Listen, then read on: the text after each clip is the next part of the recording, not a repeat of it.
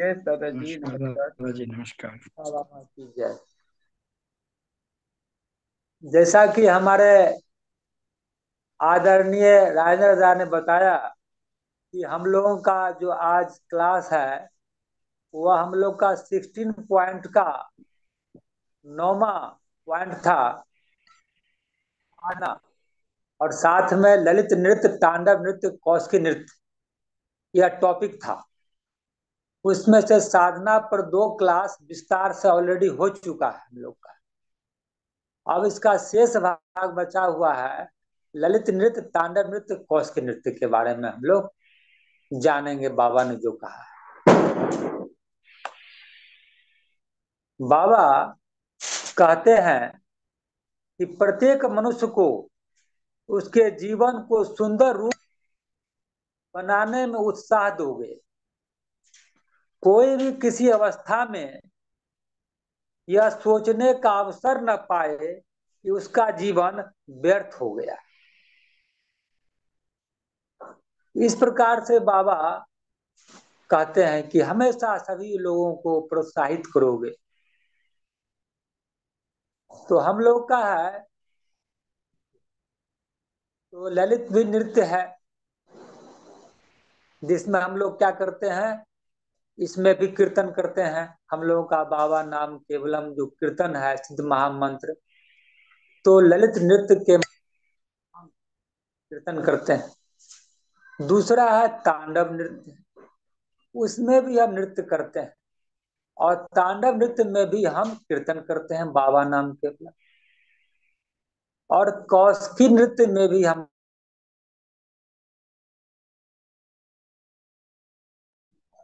कीर्तन करते हैं बाबा नाम केवलम।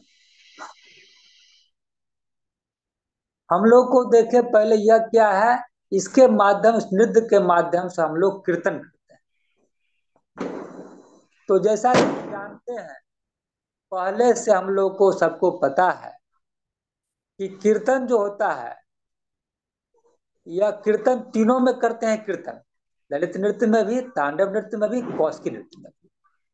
यह कीर्तन जो है तो एक कृत धातु से बना होता है कीर्तन, जिसका अर्थ होता है जोर जोर से परम पुरुष भगवान का गुणगान करना, के कानों तक पहुंचे आवाज। इस प्रकार से जब कोई जोर जोर से ऊंचे स्वर से जो दूसरे के कानों तक आवाज पहुंचे, परम पुरुष का गुणगान करते हैं, तो उसको कीर्तन कहते हैं। यह कीर्तन जो है,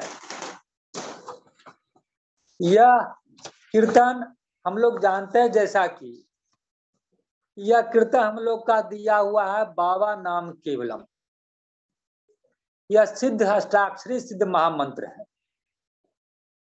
और यह हम लोग यह भी जानते हैं, बहुत सारा क्लास हो चुका है इस पर, कि असीम अनंत चर अचर के भीतर या बाहर केवल एक ही सत्ता है, और वह है परम पुरुष।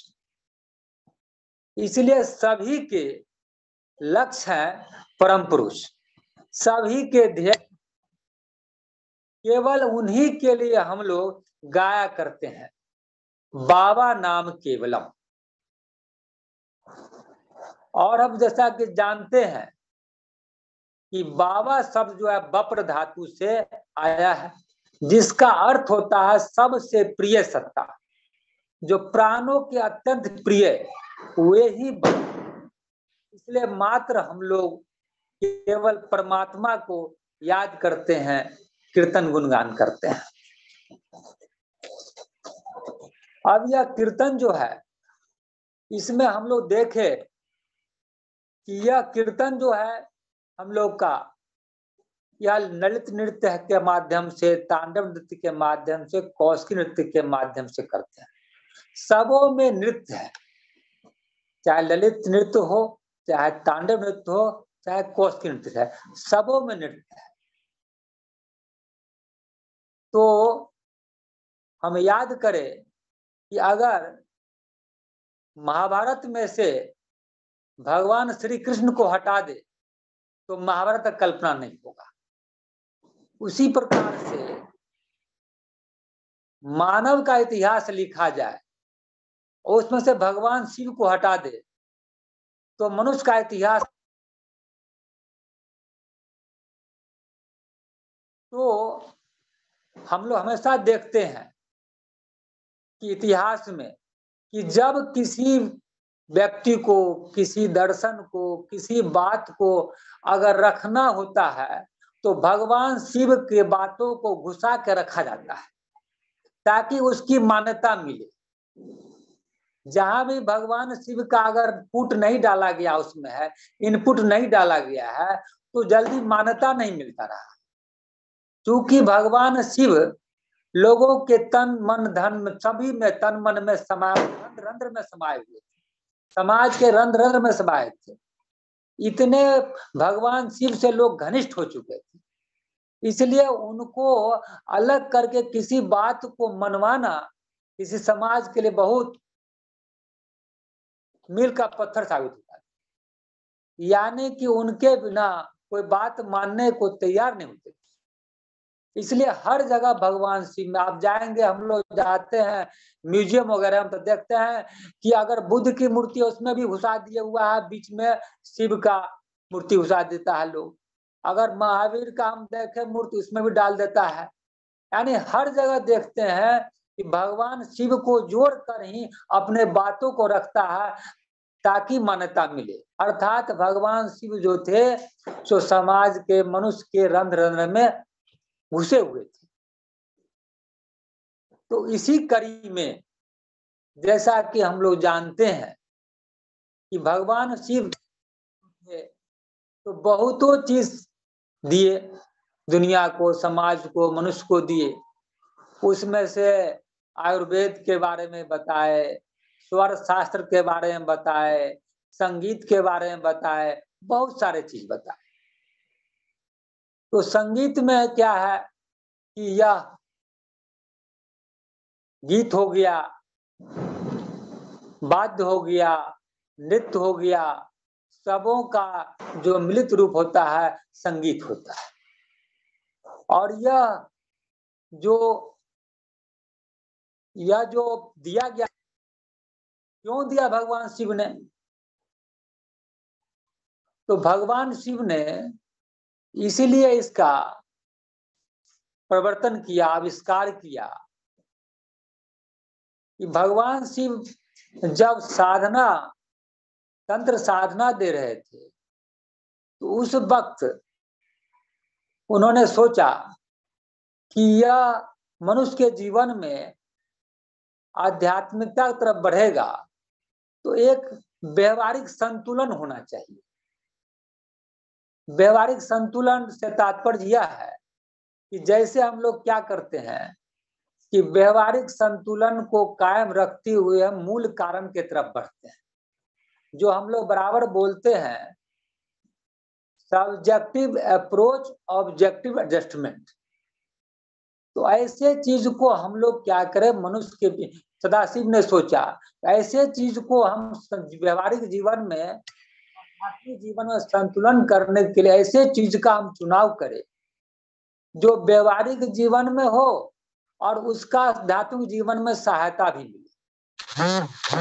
तो इसमें उन्होंने क्या किया, गीत को, वाद्य को, नृत्य को उन्होंने चुना।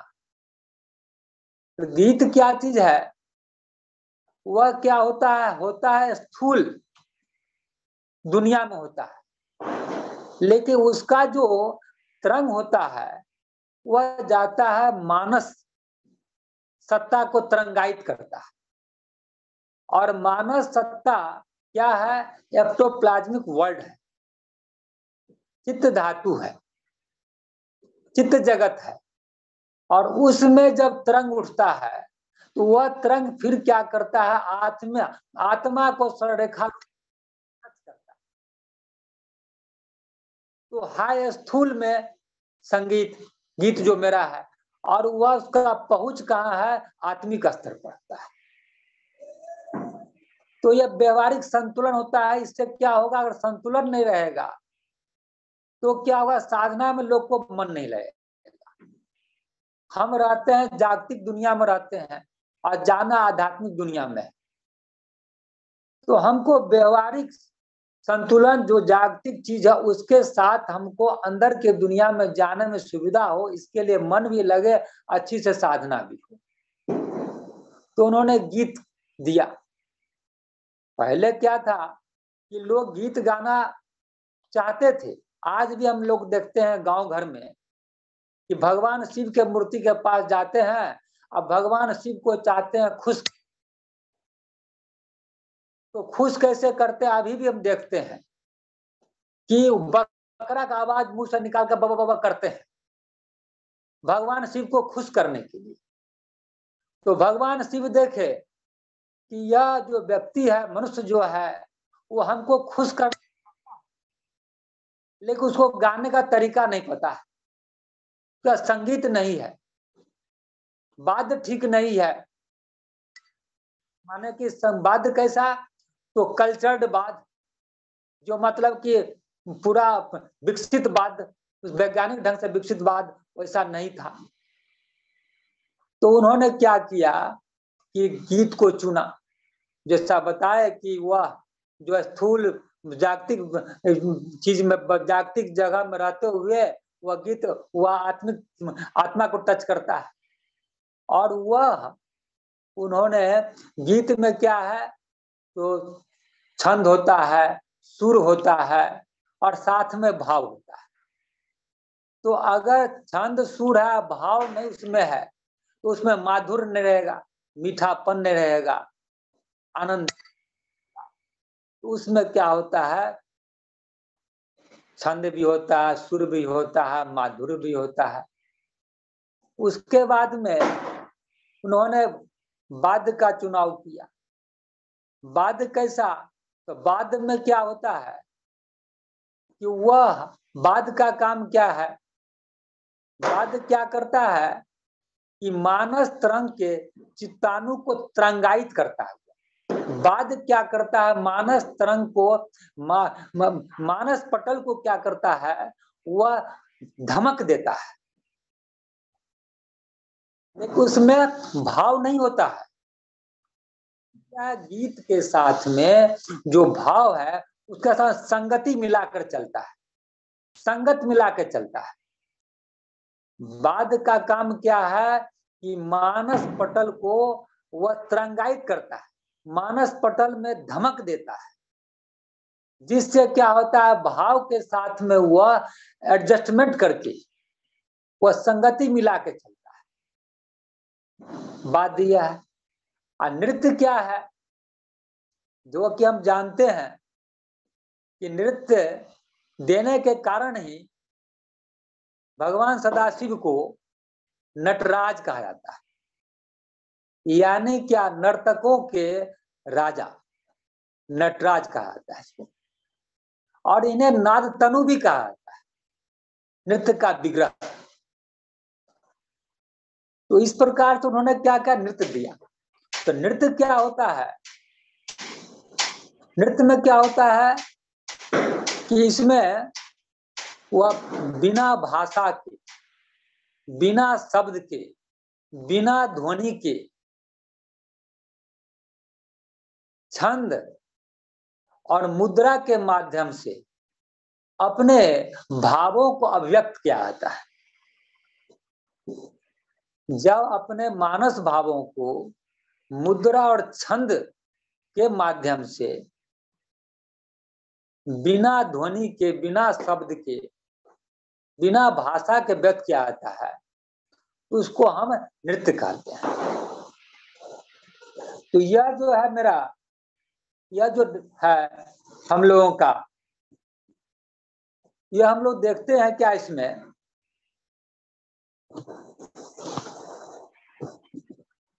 तो हम इसमें होता है कि देखे हम, तो ललित नृत्य, तांडव नृत्य, कौशिक नृत्य। तो नृत्य में क्या होता है कि हम लोग मुद्रा के माध्यम से, छंद के माध्यम से हम आगे बढ़ते हैं।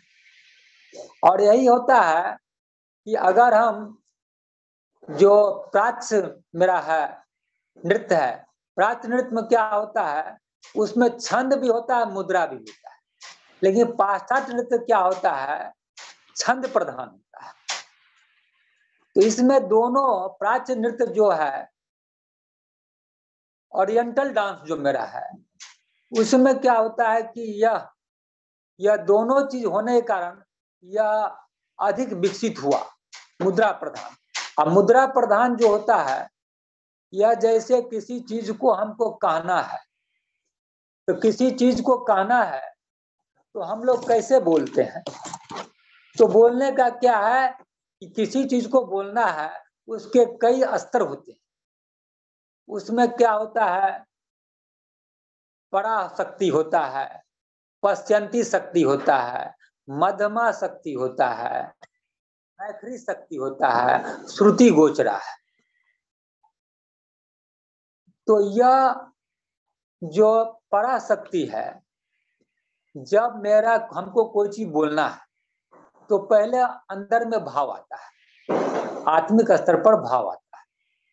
वह कहाँ से प्रस्फुटित होता है, तो मूलाधार चक्र में पराशक्ति होता है, वहां मेरा भाव आता है किसी चीज को बोलने का।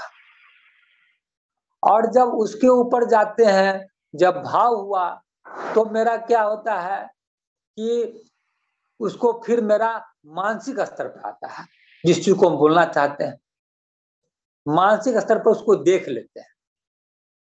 मानसिक स्तर आता है तो वो कहाँ से होता है, स्वाधिष्ठांग चक्र पर।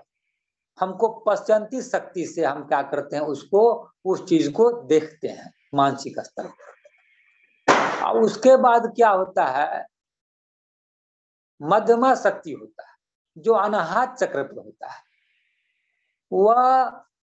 वह मध्यमा शक्ति के माध्यम से क्या होता है, उस चीज को हम देख लेते हैं,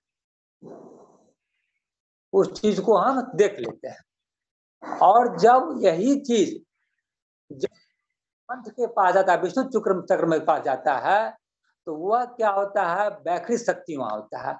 उसके माध्यम से क्या होता है, जो चीज हम बोलना चाहते हैं, जिस चीज को देखे हैं अपने अनाहत चक्र पर, मध्यमा शक्ति के माध्यम से उस चीज को हम शब्द में रूपांतरण कर देते हैं।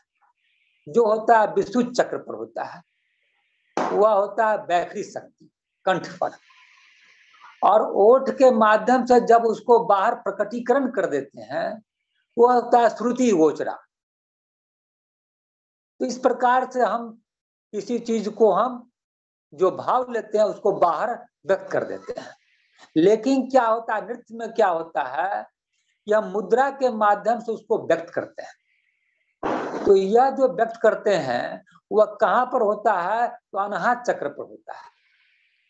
वह होता है मध्यमा शक्ति के कारण होता है।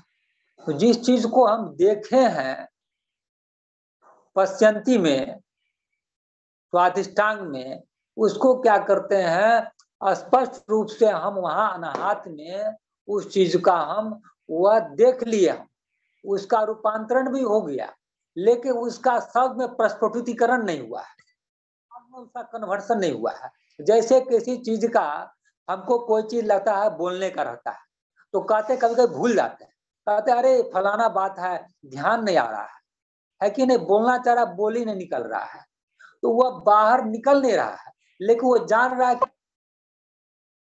वहां पर हुआ है। तो अनाहत तो मध्यमा है, मध्यमा पर जो अनाहत मध्यमा शक्ति है कारण वहां पर क्या हो गया, मन में उसका चित्रण आ गया है, चित्त उसका रूप धारण कर लिया है। और नृत्य क्या है, नृत्य क्या है, उसी चीज को हम क्या करते हैं, मुद्रा क्या है, उसी चीज को हम व्यक्त नहीं कर रहे हैं, मुद्रा फिगर के माध्यम से जो कहना चाहते हैं वो कह देते हैं। तो वह क्या है कि वो मध्यमा शक्ति कारण होता है, अनाहत चक्र पर जो मध्यमा शक्ति होता है उसके कारण यह स्थिति हो रहा है। तो इस प्रकार से हम क्या देखते हैं कि यह जो मेरा था, नृत्य जो है, संगीत है, वाद्य है, यह मेरे अंदर में जो भाव उठा है उसको मुद्रा के माध्यम से हम व्यक्त कर देते हैं। तो यह मेरा संतुलन है कि हम उठाए संगीत को कहाँ से, व्यवहारिक जगत से, और आध्यात्मिक जगत में हम ले गए, अपने चित्त में ले गए, जिससे क्या होता है, चित्त मेरा तरंगायित होता है। मानस धातु जो मेरा एक्टोप्लाज्मिक वर्ड है वो तरंगायित होता है, और जब वहां तरंग उठता है तो वह सीधे क्या करता है, सररेखाकार रूप में आत्मा को छूती है। इस प्रकार से मेरा क्या है कि बाबा का बताया हुआ जो है नृत्य के बारे में क्लियर हुआ कि यह नृत्य क्या है, एक मुद्रा के माध्यम से, छंद के माध्यम से हम दोनों मिलाकर हम उसको व्यक्त करते हैं। और इससे क्या होता है कि मेरा यह जैसा कि जान हमको अगर ज्ञान से क्या होता है कि आलस आता है, अभिमान आता है, और एक कर्म से क्या होता है, अभिमान आता है। हालांकि कर्तव्यभिमान त्याग, कर्तव्य का अभिमान का त्याग करके अगर हम करते हैं तो भी कुछ न कुछ अभिमान का रह ही जाता है, भाव रहता है। और जब हम कीर्तन करते हैं तो वह अभिमान भी चला जाता है, तो कीर्तन है भक्ति का एक बहुत बड़ा माध्यम, और जहाँ भक्ति होगा वहां तो अभिमान हो ही नहीं सकता है। तो इस प्रकार से यह ललित नृत्य और तांडव नृत्य और कौशिक नृत्य, और यह ललित नृत्य क्या, ललित मार्मिक नृत्य। यह नृत्य ऐसा है, ललित, ललित मतलब क्या होता है, आनंद का अनुभूति कराना। अब मार्मिक मतलब हुआ मर्म, यानी क्या हुआ कि अंत के अंतःकरण को जो टच करता है, अंत के अंतःकरण को जो टच करता है वह होता है मार्मिक। और नृत्य के बारे में जानते ही हैं, बताया गया कि यह मुद्रा के माध्यम से हम क्या करते, अपने भावों को जो मेरे अंदर में है परम पुरुष के प्रति अपने भावों को व्यक्त करने के लिए, है कि नहीं, हम मुद्रा और यह छंद के माध्यम से हम नृत्य को दिखाते हैं। इससे क्या होता है कि हम आत्मिक अनुभूति प्राप्त करते हैं। तो यह ललित नृत्य, ललित मार्मिक नृत्य है, और यही कारण है कि यह भक्ति का व्यक्त करने का बहुत अच्छा तरीका है यह नृत्य। और यह इसके माध्यम से, इसी कारण से क्या हुआ, नारद भी, जो ऋषि नारद हैं, वह भी क्या किए हैं कि गाते भी हैं, बजाते भी हैं, और नृत्य भी करते हैं। और उस पर चैतन्य महाप्रभु भी इनको आगे बढ़ाया इस नृत्य को, जो कि गाते भी हैं, बजाते भी हैं, और नृत्य भी करते हैं। और बाबा भी इसको कहे हैं कि बाबा भी बोलते हैं कि जब ऋषि मुनि महात्मा गण जो है इसको बढ़ाया है तो मैं भी इससे, है ना, असहमत नहीं हूँ, इसको स्वीकार। तो यह ललित मार्मिक, जैसा कि हम लोग जानते हैं कि ललित मार्मिक नृत्य जो है वह क्या आता है, यह हाथ उठाकर किया जाता है, और यह कंधा और क्योनी पर न, है ना, कौन रहना चाहिए, जिससे यह ललित मार्मिक नृत्य में या पोज में करने से क्या होता है, किसी प्रकार का जल्दी थकावट नहीं आता है। बिना थके हुए अच्छा से हम लंबे समय तक कर सकते। और साथ में क्या है कि हम इसमें पंजा भी, या पैर का पंजा भी हम क्या करते हैं, बाएं दाएं करते रहते हैं। उसमें क्या होता है कि हम लोग इसमें कीर्तन में कितने लोग को, है ना, एड़ी पटकते हैं, नहीं, हम लोग को पंजा पटकना है। पंजा पटकने से क्या होगा कि मेरा जो है या पिनियल ग्लैंड है वो एक्टिवेट होता है, इससे क्या होता है, आनंद की अनुभूति होती है। इसलिए कीर्तन में क्या करना है, हम लोग को है कि नहीं, पंजा को टच करना है। और यह, तो इस प्रकार से हम लोग देखते हैं कि हमको यह दोनों की जो है ललित मार्मिक नृत्य के माध्यम से हम यह कीर्तन करते हैं, जिससे हमको आनंद की अनुभूति होती है, और इससे थकान पैदा नहीं होता है।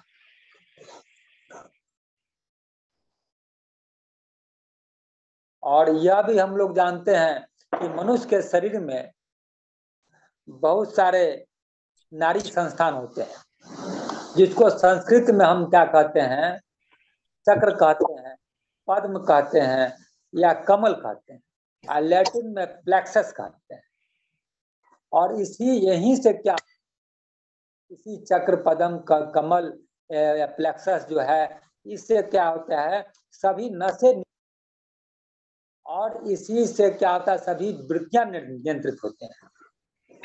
और यह जो है हम लोग को पता है कि हम लोग के अंदर में जो है 50 वृत्तियां हैं, अंदर बाहर 100 हो गया, और 10 दिशा 1000 हो गया। और यह सहस्रार चक्र होता है। चक्र क्या करता है, हमारे 1000 वृत्तियों को नियंत्रित करता है। जब हम साधना करते हैं तो क्या होता है, उनके आवश्यकता अनुसार, उनके संस्कारानुसार वह विभिन्न चक्रों पर मन को बैठाना पड़ता है। और यह मन को बैठाकर हम लोग क्या करते हैं, यह साधना करते हैं। तो इस प्रकार से क्या होता है कि हम यह सब कीर्तन करते हैं, साधना में सहायक होता है। और यह जितना भी है ललित नृत्य, तांडव नृत्य, कौशिकी नृत्य बताया गया है कि यह हम लोग को यह सहयोग करता है साधना में। तो ललित नृत्य के बारे में हम विशेषता जाने हम कि ललित नृत्य जो है तो क्या है, तो शरीर मानस आध्यात्मिक यह इससे फायदा होता है, शरीर मन और आत्मा का इससे लाभ होता है। यह ललित मार्मिक नृत्य एक आध्यात्मिक नृत्य है जिसके साथ कीर्तन किया जाता है, जिसके द्वारा कीर्तन किया जाता है। संकीर्तन का नृत्य ललित मार्मिक आध्यात्मिक भाव तरंगों से संपन्न शरीर मानस आध्यात्मिक व्यायाम है। और यह जब संकीर्तन का जो नृत्य है, यह वो नृत्य ललित मार्मिक नृत्य जो है आध्यात्मिक भाव तरंगों से संपन्न शरीर मानस आध्यात्मिक व्यायाम है। उठी भुजाओं में आध्यात्मिक भाव निहित है। उठा हुआ भुजा है मेरा, उसमें भाव क्या निहित है कि मेरे सबसे अधिक प्रिय है, मैं तुम्हारा हूं, तुम मेरे हो। बाबा कहते हैं ललित represents that now we are enjoying this. हम लोग क्या है, आनंद उठा रहे हैं, आनंद ले रहे हैं, आनंदानुभूति कर रहे हैं। तो ललित माने हुआ bliss. We are in a happy mood, we are in a happy mood, we are in a happy mood and the hand should be above 90 degree. और जो हाथ रहना चाहिए 90 डिग्री से ऊपर रहना चाहिए। I think you followed me, या जो हम लोग का 90 डिग्री उठाना है उसी प्रकार से हम लोग को यह काम करना है। Lalit represents happy mood and it was invented by Parvati. और जैसा कि जानते हैं कि यह 7000 वर्ष पूर्व जब भगवान सदाशिव तांडव दे रहे थे, उसी वक्त में उनकी सहधर्मिणी माँ पार्वती दी यह ललित कौशिकी नृत्य, जो कि लॉर्ड शिवाज स्पाउस है, सहधर्मिणी पत्नी। Lalit helps people in their spiritual progress. और यह ललित मार्मिक नृत्य जो है यह आध्यात्मिक विकास में सहायता करता है एंड साइकिक एक्सप्रेशन करता है, मानसिक व्यतीकरण भी होता है एंड साइकिक एक्सपेंशन भी करता है, मानसिक विस्तारीकरण भी करता है। ललित मार्मिक नृत्य के साथ कीर्तन करने से 3 स्तरों में लाभ पहुंचता है।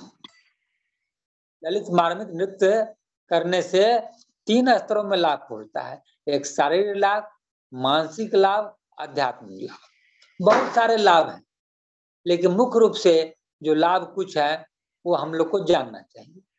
शारीरिक लाभ क्या है, बात रोग भी दूर का, बात रोग जो होता है वह दूर करता है, से हाथ पैर या कमर के जोड़ों में गठिया हो गया या दर्द रहता है, दर्द नहीं रहता है, लेकिन क्या होता है हाथ पैर या कमर के जोड़ों में गठिया या दर्द रहता है, तो वह बात रोग में दूर करता है, आरोग्य प्रदान करता है। यह हो गया बात रोग विदुरकम, जो हाथ पैर कमर के जोड़ों में गठिया दर्द रहता है। दूसरा हुआ आयु वर्धकम, यह शारीरिक स्वास्थ्य ठीक रहने से आयु की वृद्धि होती है, तो आयु वर्धनम है, यह आयु को बढ़ाता है यह। उसके बाद है मानसिक लाभ, क्या है? चिंता विदुरकम है, नाना प्रकार के चिंता है, तो चिंता को दूर करने का क्या है उपाय है? यह है ललित मार्ग नृत्य है। चिंता विदुरकम, शांति प्रदायकम, दुनिया में सबसे बड़ा चीज है, सुख से भी अधिक है शांति। सुख है, सब कुछ है, और शांति न तो बेकार हो गया। तो शांति को क्या है प्राप्त करने का उपाय है, यह मार्ग नृत्य है। मन चित्त एकाग्रकम, हम साधना करते उसमें क्या करते हैं? मन को एकाग्र करते हैं, मन के चित्त को एकाग्र करते हैं। लज्जा भय विनाशकम, जैसे जैसे हम क्या करेंगे, हम साधना करेंगे, कीर्तन करेंगे, ललित मार्ग नृत्य करेंगे, तो क्या होगा कि मेरा वृत्तियों पर नियंत्रण होगा। इस प्रकार से लज्जा भी होता है, लिखा था लज्जा भय विनाशकम। उसके बाद आध्यात्मिक लाभ, यह आनंददायकम, सुखदायकम नहीं, अनंत सुख देने वाला है यह। साधना सहायकम, कहा जाता है हमेशा कि जब भी हम साधना का शुरुआत करें तो हम क्या, उसके पहले कितना आदमी कहते हैं मन नहीं लगता है, बात आते रहता है, साधना अच्छी नहीं होती है। इसके पहले हम लोग क्या करते हैं कि साधना से पहले कीर्तन कर लेते हैं, तो उससे एक बातार बन जाता है, औरा बन जाता है, और एक औरा बन जाता है जब, तो हम प्रकार की बातें जो मेरे मन में आता है वह दूर हटने लगता है, और मेरा एकाग्रचित होने लगता है, साधना में सहायता होने लगता है। इसलिए से नृत्य को साधना सहायकम भी कहा जाता है। तीसरा केवला भक्तिदायकम, केवला भक्तिदायकम, जहाँ पर केवल आनंद ही आनंद आता है कि नहीं? तो केवला भक्तिदायकम में रहिया। मोक्ष मुक्ति मोक्षदायकम, स्वाभाविक है कि जब हम कीर्तन करेंगे तो कीर्तन करते करते हम अपने आप को खो जाते हैं, मोहन विज्ञान में प्रवेश कर जाते हैं। जो अपने आप को खो जाता है लोग, नंदन विज्ञान से मोहन खो जाता है, और जब खो गया तो कहाँ खो गया? परमात्मा में खो गया। इस प्रकार से यह क्या होता है, कीर्तन हमको मुक्ति मोक्ष देने में भी सहायता करता है, और यह मुक्ति मोक्ष दिलाता है। तो यह हो गया ललित नृत्य के माध्यम से हम लोग क्या करते हैं, आगे बढ़ते हैं, और साधना में हमको यह सहायता करता है। अब दूसरा है तांडव नृत्य। तांडव नृत्य क्या है? तो नाम से ही क्लियर है कि इसको, तांडव नृत्य को भगवान शिव ने सदा 7000 वर्ष पूर्व उन्होंने दिया, जिस वक्त में ललित नृत्य का प्रवर्तन किया माँ पार्वती ने। तो 7000 वर्ष पूर्व तांडव नृत्य का आविष्कार किया भगवान सदाशिव ने। तांडव जो है तंडु शब्द से बना है, जिसका अर्थ होता है उछलना। तो जैसा कि हम लोग आर अनार का अपना अपना सभ्यता संस्कृति हुआ करता था, तो अनार लोग जो थे वह क्या करते हैं, धान कूटने के लिए और भी कोई चीज कूटने के लिए वह ढेकी का इस्तेमाल करते, और आर्य लोग क्या करते थे, ओखल का इस्तेमाल करते। तो उसमें भी वही धान कूटा जाता था और भी सामान कूटा जाता था। तो यह ढेकी जो होता है अनार लोग चलाते थे, धान को कूटने के लिए वो पैर से चलाते थे, और ओखल जो है सो हाथ से चलता है। ओखली में जैसे चूड़ा किसी को कूटना है या धान कूटना है तो ओखली में रख के कूटते थे, तो वह आर्य लोग करते। तो जब कूटा जाता था तो वह क्या करता था, बाहर बाहर वह उछलता था, कूद कर बाहर निकल जाता था। तो यह कूदने के कारण ही संस्कृत में इसको तंडू कहा गया, और जो कूद को बाहर गया इसी तंडू से क्या हो गया, तंडुल बना। इसलिए चावल को संस्कृत में हम लोग तंडुल कहते हैं। और यह जो है, यह धान से जो चावल निकलता है उसको चावल को हम चावल क्यों बोलते हैं, तो क्या होता है कि जब यह आता है तो कूटने के बाद क्या होता है, चावल और भूसा बनता है, तो उसको चालते हैं और चाल कर अलग करते हैं। इसीलिए क्या इसको हम चालने के कारण इसको कहते हैं चावल कहते हैं, चावल कहते हैं। एक बार इसी प्रकार का एक है कि क्या हुआ कि एक बार भगवान शिव क्या हुआ, एक बार दोपहरिया में शमशान से लौटे और माँ पार्वती को कहती हैं, इसमें कहानी जुड़ा हुआ है कि माँ पार्वती से कहती हैं दोपहरिया में शमशान से लौटने के बाद भगवान सदाशिव कहते हैं माँ पार्वती से कि भात दो, कहते हैं कि भात दो। तब पार्वती ने क्या कहा, भंडार का हाल चाल भी रखते हो क्या, कुछ भी तो नहीं है, आज तो हारी खाली है। क्या कहा, साक नाई सुक्तो नाई व्यंजनौ यदि नाई चावलौ बारन तबे फेन भात चाहिए। यानी साक नहीं है, सुख तो नहीं है, व्यंजन यदि नहीं है, तो चावल तो है, तब चाहिए यानी भात बना दीजिए। तब पार्वती ने कहा चावल तो बिल्कुल है ही नहीं, भात कैसे बनेगा, सच ही तो है, चावल न रहने पर मार भात कैसे बनेगा। शिव ने कहा खाना नहीं दोगी, भीख मांगकर कितना चावल कितना दाल ला दिया हूं, कितना कुछ ला दिया हूं, इसी बीच में सब समाप्त हो गया, यह कैसी बात है। तब पार्वती ने असली बात सही ढंग से कही, भंडारेते राखा छिलो पाली छै धान, भंडारेते राखा छिलो पाली छै धान, आ गणेशेर मुसाते ता करीला जलपान। तो भंडार में रखे थे यह सब, गणेश का मूसा तो सब जलपान में चपत कर दिया।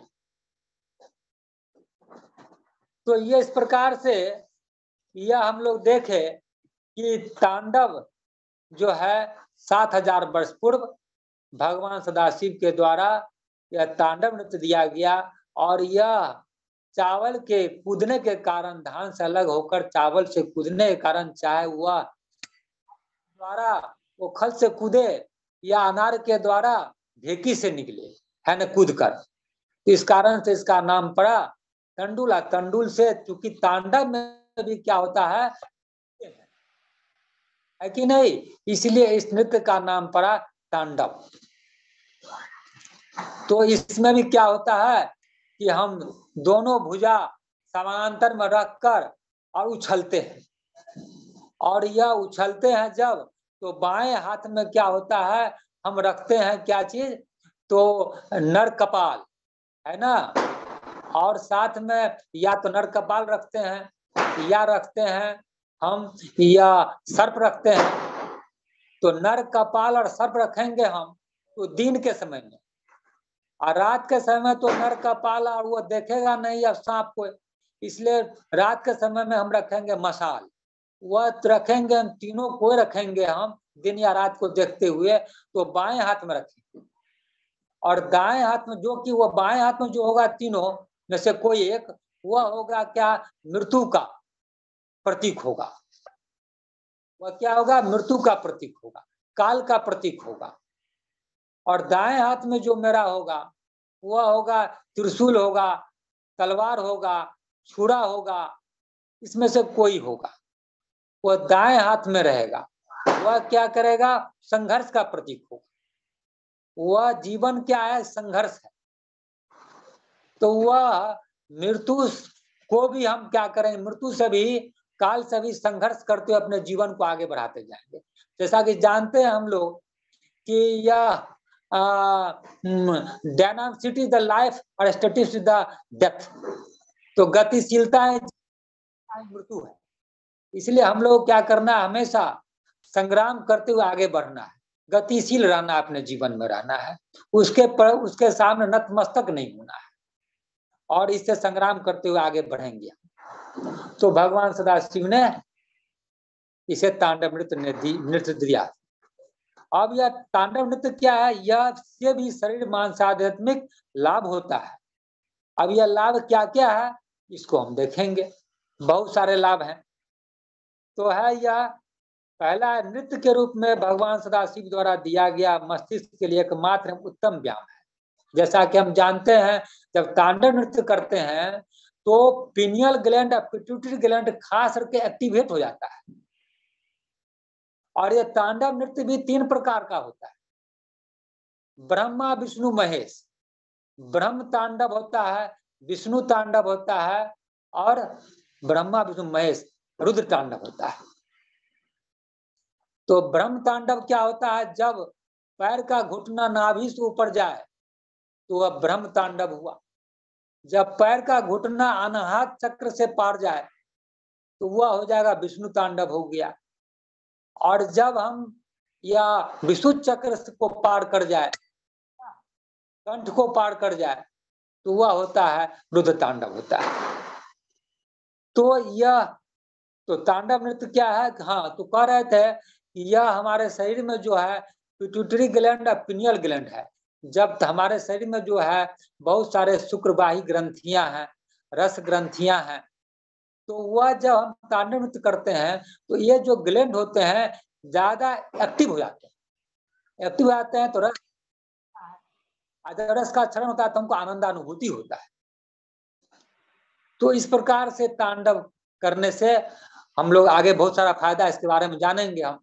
और तांडव जो करते हैं, बाबा बोलते हैं जिनका एज अधिक हो गया है, बाबा बोलते हैं जिनका एज अधिक हो गया है वो साधना वह दोनों टाइम करे, दोनों टाइम तांडव करे। जिनका एज अधिक हो गया है वो दोनों टाइम तांडव करे। और जो युवक है वह क्या करे, उसमें कंपटीशन में मार्गी नन मार्गी सबों, इससे सबों को फायदा अधिक से अधिक। तो नृत्य के रूप में भगवान सदाशिव द्वारा दिया गया मस्तिष्क के लिए एकमात्र उत्तम व्यायाम है। और जैसे ही करेंगे हम, यह मेरा पिनियल ग्लैंड और पिट्यूटरी ग्लैंड एक्टिव होगा, रस का क्षरण होगा, और यह से क्या होगा कि एक्टिव होगा, अनुभूति होगा, और साथ में क्या होगा, यह मस्तिष्क के लिए बहुत बड़ा व्यायाम है। मात्र एक और केवल एक यही तांडव नृत्य है जिससे क्या होता है कि यह मस्तिष्क का विकास होता है। और यह हम लोग तो तांडव नृत्य में देखते हैं कि जैसे कोई कहता है कि यह करो वह करो, बहुत सारा चीज कहते रहते हैं लोग, लेकिन एक बार तांडव नृत्य अगर हम देखते 1 मिनट भी लोग कर लेते हैं तो लगता है कि लोहार का है, वो जो होता है वो धपनी जो चलते रहता है लोहार के यहाँ, वैसे सीना चलने लगता है, शरीर का खून दौड़ने लगता है। धापी जो चलता है लोहार के यहाँ, धापी, उससे भी लगता है तेज चल रहा है। अब समझिए कितना स्पीड चलता है, ब्लड सर्कुलेशन कितना तेज होता है। जहां न पहुंचे, जो कहता है ना, जहां न पहुंचे रवि वहां पहुंचे कभी, वहां भी पहुंच जाता है ब्लड। अब कितना आदमी का यादाश्त गायब हो जाता है, तो ब्रेन में नहीं पहुंचेगा वो ब्लड, तो स्वाभाविक धीरे धीरे गायब होता जाएगा उसका यादाश्त। तो इस तांडव के माध्यम से पूरे एक एक सेल, अंतिम सेल तक पहुंचा देता है उसको ब्लड, तो एकदम सब कुछ दुरुस्त होने लगता है। ब्लड नहीं पहुंचने पर ही सब कुछ धीरे धीरे रुग्ण होने लगता है। तो तांडव बहुत कारगर चीज है। नित्य के रूप में भगवान शिव द्वारा दिया गया मस्तिष्क के लिए एकमात्र उत्तम ज्ञान। दूसरा, शरीर के सभी शुक्रवाही ग्रंथियां सक्रिय उठते हैं। जितने भी शुक्रवाही ग्रंथियां हैं वो सब, जितना जानते हैं हम लोग सब, वह सक्रिय हो जाते हैं। जैसे हो गया ना, मूलाधार चक्र पर हो, चाहे स्वादिष्टांग चक्र पर हो, चाहे जितने भी चक्र है, मेरा 9 चक्र है, सब पर। और सब पर जैसे बायोलॉजिकल टर्म बोलते हैं, adrenal gland, thyroid gland, parathyroid, pineal gland, pituitary gland. शरीर की त्वचा, इससे रक्त की प्राण शक्ति की वृद्धि होती है। अब जो रक्त क्या है, बैठा हुआ स्थिर पड़ा हुआ है, उसमें गति आता है। और जब रक्त में गति आ गया तो प्राण शक्ति, वाइटल फोर्स बढ़ जाता है। शरीर की त्वचा उज्जवल होती है, शरीर की त्वचा भी उज्जवल हो जाती है, उसमें धबधबा आता है, उसमें तेज आता है।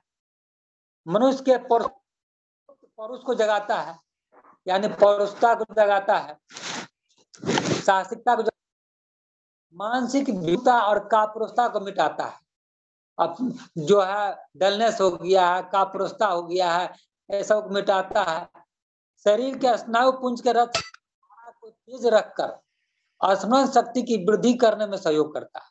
शरीर के स्नायु पुंज जो मेरे हैं, ये रक्त संचार की धारा को तेज रखकर स्मरण शक्ति की वृद्धि करने में सहयोग करता है। उसके बाद शरीर के जड़ता को दूर कर एवं स्नाविक शक्ति को बढ़ाता है। अब जड़ता है, बैठा हुआ है, डलनेस हो गया, कुछ करने का मन नहीं करता है, उसको मतलब कि वह उस लायक बनाता है, कुछ करने के लिए बनाता है, जड़ता को दूर करता है। स्नाविक शक्ति जो है, मेरा नर्व का जो पावर है, वो सब बढ़ाता है। आयु वृद्धि में सहायता करता है कि नहीं? जब चंचलता बढ़ता है, सब कुछ सर्कुलेशन बढ़ता है, तो आयु वृद्धि में सहायता करता है। कोष्ठबद्धता दूर होती है। सभी बीमारी का एक ही है, जो है कोष्ठबद्धता, जिसको कॉन्स्टिपेशन आता है, तो सब बीमारी का जड़ है। पेट साफ नहीं तो सब हो गया खत्म काम। इसलिए कोष्ठबद्धता को भी दूर करता है। पाचन शक्ति वृद्धि होता है। वो जैसे ही चलता है, करता है तांडव नृत्य, लोग करते हैं, तो क्या होता है, मणिपुर चक्र पर जोड़ क्या होता है कि वह पाचन शक्ति में वृद्धि होता है। पेट के तरह तरह के रोगों को दूर करता है। और जब मणिपुर जब ठीक हो गया तो स्वाभाविक है उसका बहुत सारे रोगों को भी दूर कर देगा। पौरुष को बढ़ाता है। द्वितीय, मर्दाना संबंधित विशेषताओं में वृद्धि करता है, मर्दाना शक्ति में बढ़ाता है। शरीर पर बालों की वृद्धि करता है। अब कहता है ना, जिसके शरीर में बाल नहीं है, मोटे तौर पर कहता है, सुनते हैं कि वो आदमी जो होता है निष्ठुर होता है। और शरीर में बाल आता है तो कहता है आदमी जो है दयालु आदमी।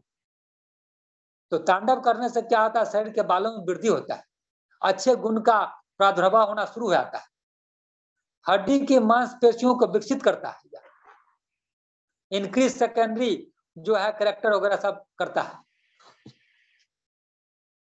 संपूर्ण रक्त परिवहन पूरे शरीर में, जैसा कि चलता है जब धापी तांडव का, तो क्या होता है पूरे शरीर में चला जाता है हुआ। हृदय, फेफड़े, पैर, जंघा, कमर, पीठ, गर्दन, बांह के मांसपेशियां उद्दीपन प्रदान करता है, सबको एक्टिवेट करता है, कोई क्षेत्र बाकी रहता ही नहीं। हार्ट अटैक, उच्च रक्तचाप और फेफड़े की कमजोरी की संभावना को घटाता है। अब हार्ट अटैक हो रहा है, रक्तचाप हो रहा है, फेफड़े की कमजोरी संभावना को घटाता है, सब कुछ को यह ठीक ठाक करने के लिए तैयार कर देता है। पौरुषत्व, जीवनी शक्ति एवं साहस को बढ़ाता है।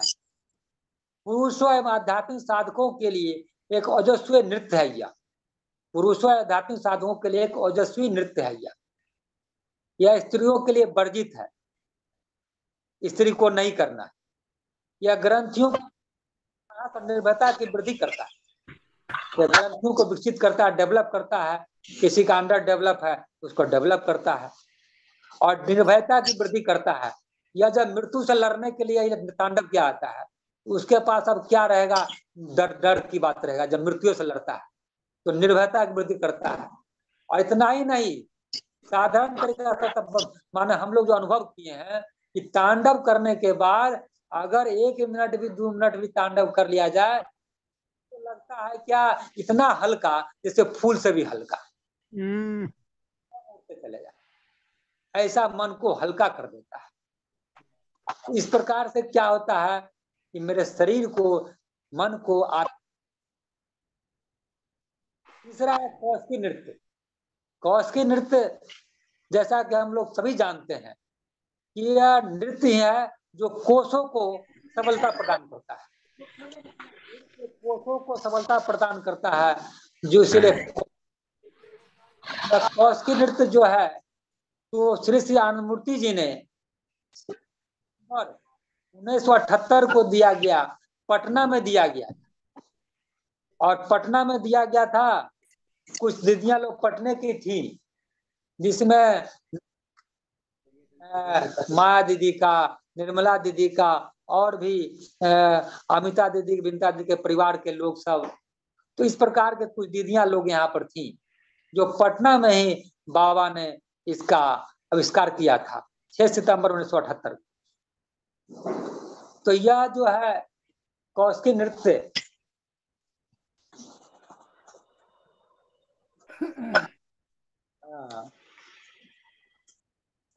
बिल्लू तांडव करो।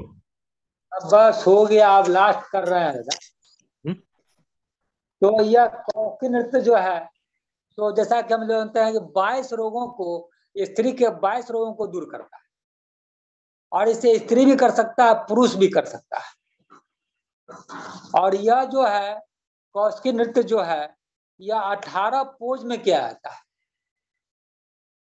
यह बाएं किया जाता है, पहले दाएं किया जाता है, जैसे हो गया 1 1 2 3 4 5, फिर 1 2 3 4 5, फिर 1 2 3, 1 2 3, फिर होगा दाहिने पैर का 1, फिर बाएं पैर का 2। 18 बार क्या आता है। अब पैर को बाएं दाएं करते रहना है। दायां झुकेंगे तो क्या करेंगे, एक बार में दायां पैर को बाएं टच कराएंगे एड़ी को, फिर बाएं, हर पोज के साथ में पैर को बदलते रहेंगे। दायां पैर से बाएं पैर के एड़ी टच करेंगे, बाएं पैर के पंजा से दाएं पैर के एड़ी को टच करेंगे। 18 बार हम लोग इसका पोज देते हैं। तो यह जो है, इसका अर्थ क्या है, 18 जो हम लोग करते हैं, पोज करते हैं, दाएं बाएं आगे पीछे झुकते हैं दोनों पैर को, या अंतिम में लेते हैं दाएं और बाएं को। इसमें क्या आता है कि जब हम दोनों हाथ को ऊपर की मुद्रा में ऊपर उठाते हैं, अब हाथ को जोड़ते हुए बंद करते हैं, होता है मैं परम पुरुष के साथ एक संपर्क स्थापित करने की चेष्टा कर रहा हूं।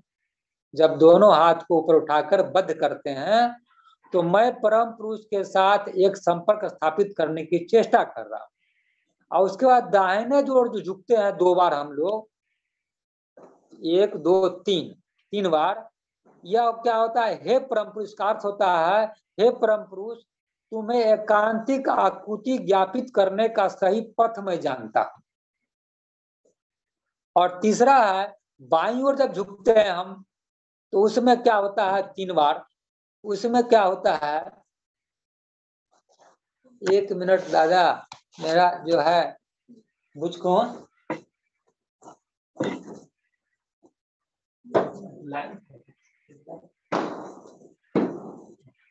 हाँ दादा लाइट कट गया था मेरा, सॉरी, इसलिए इंडिया में रहते हैं। हाँ। तो इसमें तो बाएं तरफ जो हम झुकने का अर्थ है क्या, हे परम पुरुष मैं जानता हूँ कि किस प्रकार तुम्हारी मांग पूरी करनी चाहिए। बाएं तरफ जो झुकते हैं, मैं हे परम पुरुष मैं जानता हूँ कि किस प्रकार तुम्हारी मांग पूरी। और सामने झुकने का अर्थ है पूर्ण आत्मसमर्पण, चाहे कितना भी कष्ट क्यों ना आवे, मैं उसका सामना करने को तैयार हूं। सामने झुकने का अर्थ है चाहे कितना भी पूर्ण आत्मसमर्पण, अर्थात कितना भी कष्ट क्यों न आवे, मैं उसका सामना करने को तैयार हूं। और पीछे की ओर झुकने का अर्थ हुआ, हे परम पुरुष तुम्हारे छंद में छंद मिलाकर चल रहा हूं। पीछे झुकने का अर्थ है, हे परम पुरुष तुम्हारे छंद में छंद चल रहा हूं। और यह 18 मुद्रा में किया जाता है। अब हम देखें, राजेंद्र जी संदिग्ध है, डेमोन्स्ट्रेशन दिखा दिया जाए। दिखा दिए दादा, हाथ से दिखा दिए हैं। हाथ से दिखा दिए। हाथ से दिखा दिए दादा। राजेंद्र जी नहीं, दिखा सकते हैं। नहीं दादाजी, कल सुबह 6:30 बजे सब लोग इसी लिंक से जुड़ेंगे, कौशिकी होगा। जी। अब दादा क्या है इसका फायदा हम जान ले, लास्ट हो रहा है ये 2-3। तो कौशिक नृत्य भी क्या है, शरीर मानस आध्यात्मिक लाभ, इससे भी शरीर मन आत्मा को लाभ मिलता है। तो इस नृत्य से सिर से पैर तक सभी अंग प्रत्यंग एवं ग्रंथियों का व्यायाम होता है। प्रत्येक अंग प्रत्यंग का, यानी कि सिर से पैर तक सभी अंग प्रत्यंग और ग्रंथियों का व्यायाम होता है। यह पुरुष एवं स्त्री दोनों के लिए लाभकारी। मनुष्य इससे दीर्घ लंबी आयु होती है। यह स्त्रियों के सभी तरह की व्याधियों के लिए उत्तम औषधि के रूप में काम करने वाला व्यायाम है। तो इस प्रकार से क्या होता है कि यह स्त्री का जितना भी बीमारी है, सभी तरह की बीमारी का यह उत्तम औषधि है। बाबा का इसमें आशीर्वाद है। यह स्त्रियों के सुप्रसव में सहायक होता है। मेरुदंड के लचीलेपन की रक्षा करता है। मुर्दा भी क्या होता है ना, मरने के बाद कड़ा हो जाता है, स्टिफनेस आ जाता है उसमें। तो जब तक लचीलापन है तो जिंदा का भाव उसमें है, इसलिए यह क्या करता है, लचीलापन लाता है। तो कौशिक नृत्य करने का मेरुदंड में लचीलापन लाता है। यह आलस को दूर भगाता है, डलनेस को दूर भगाता है, एक्टिवनेस को लाता है या बढ़ाता है। यह अनिद्रा को दूर भगाता है। अब जिसको नींद नहीं आता है वह करे तो उसको टेबलेट खाना नहीं पड़ेगा, वह करे तो यह अनिद्रा भी नहीं होगा। चमड़े पर पड़ी झुर्रियों को ठीक करता है। यह जो लगता है कि जवानी में बूढ़ा हो गया है कि नहीं, तो वह भी क्या करता है, उसको जो झुर्री पड़ता है चमड़े पर उसको वह दूर करता है। यह भय वृत्ति को भगाता है। स्वाभाविक है कि सभी अंग प्रत्यंग सभी ग्लैंड पर इसका असर पड़ता है। तो यह भय वृत्ति जो मेरा है मूलाधार चक्र पर, मणिपुर चक्र पर, मणिपुर चक्र पर, एड्रिनल ग्लैंड पर, तो वहां पर क्या होता है कि भय वृत्ति को भी यह भगाता है। चूंकि जब करते हैं कौशिक नृत्य तो वह क्या होता है, नाभि पर भी प्रेशर पड़ता है, देह मन में साहस जगाता है। हाँ, अब आ गया। पेशाब की थैली और मूत्र नली के रोगों को ठीक करता है। आजकल जैसे ही एज बढ़ता है तो ये सब बीमारी शुरू हो जाता है, विशेष कर। इसलिए इसके करने से पेशाब की थैली और मूत्र नली के रोगों को ठीक करता है। मेरुदंड, गर्दन, हाथ, कंधे, कमर एवं अन्य ग्रंथि स्थलों के गठिया या बात रोगों को दूर करता है। तो शरीर के विभिन्न अंग जो देख रहे हैं, पीठ की रीढ़, अब पीठ की रीढ़ ठीक रहे कि सब बड़ा बात क्या होगा। तो पीठ की रीढ़, गर्दन, हाथ, कंधे, कमर एवं अन्य ग्रंथि स्थलों के गठिया या बात रोग को दूर करता है। मुखमंडल एवं त्वचा पर निखार लाता है, चमक लाता है, दीप्ति लाता है, सौंदर्य वृद्धि करके चमक लाता है। अब स्नो पाउडर को लगाते हैं, विभिन्न क्रीम लगाते हैं चेहरा में, लगाने का जरूरत नहीं है, इसी से हो जाएगा सबका। मासिक धर्म की अनियमितता को ठीक करता है। मस्तिष्क मजबूत एवं तीक्ष्ण हो जाता है। मस्तिष्क जो मजबूत एवं तीक्ष्ण हो जाता है, मस्तिष्क के अंदर जो भेजा है उसको मजबूत कर देता है। हिस्ट्रिया, उन्माद रोग को ठीक करता है। ग्रंथि रस क्षरण या श्राव को नियंत्रित करता है। तो ग्रंथि रस जो डिफरेंट मेरा ग्लैंड है उससे जो श्राव होता है, रस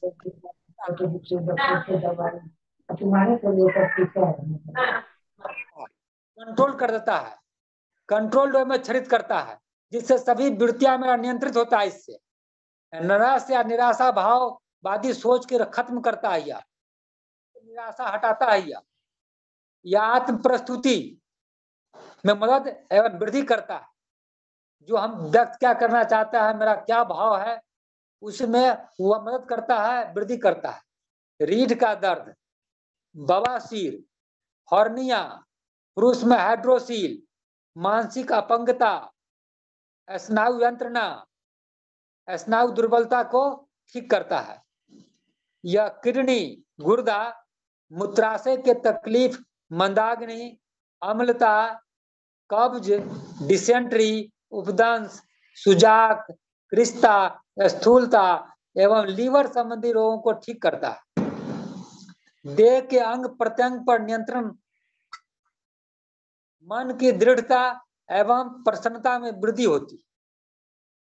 75 से 80 वर्ष की आयु में भी शरीर की कार्य दक्षता को बनाए रखता है, अर्थात युवा बनाए रखता है। यानी कहने का मतलब हुआ कि यह ललित मार्मिक नृत्य हो गया, कौशिकी नृत्य हो गया, तांडव नृत्य हो गया, यह मनुष्य के शरीर, मन और आत्मा को है ना सुदृढ़ करने का यह जो है एक रामबाण औषधि है, मकर ध्वज है, पेनासिया है।